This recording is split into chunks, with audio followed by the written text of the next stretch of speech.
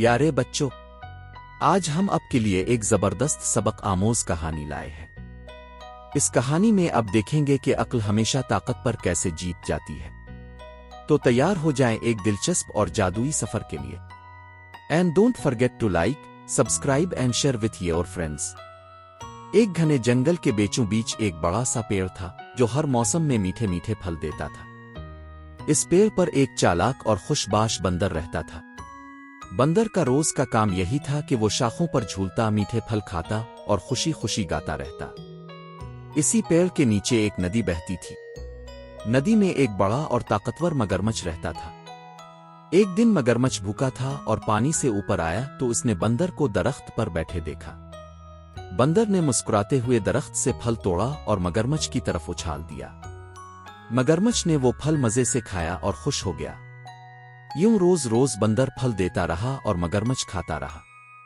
आहिस्ता आहिस्ता दोनों में दोस्ती हो गई। बंदर खुश था कि इसके पास एक नया दोस्त है और मगरमच्छ खुश था कि इसे मुफ्त के मीठे फल मिलते हैं। कुछ दिन गुजरे तो मगरमच्छ अपनी बीवी के पास गया और सारी कहानी सुनाई।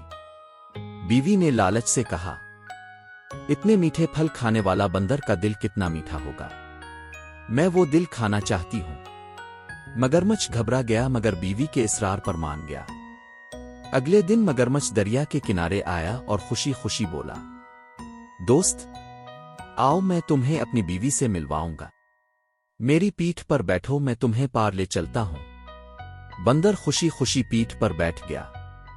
मगर जब वो दरिया के बीच में पहुंचे तो मगरमच्छ ने हंसते हुए कहा, असल में मैं तुम्हें अपनी बीवी के पास ले जा रहा हूं ताकि तुम्हारा दिल निकाल कर इसे खुला सकूं।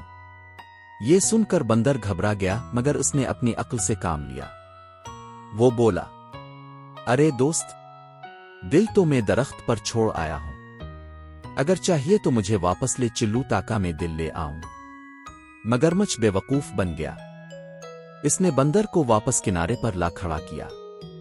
बंदर ने मौका गनीमत जाना और फौरन छलांग लगाकर अपने प्यारे दरख्त पर चढ़ गया।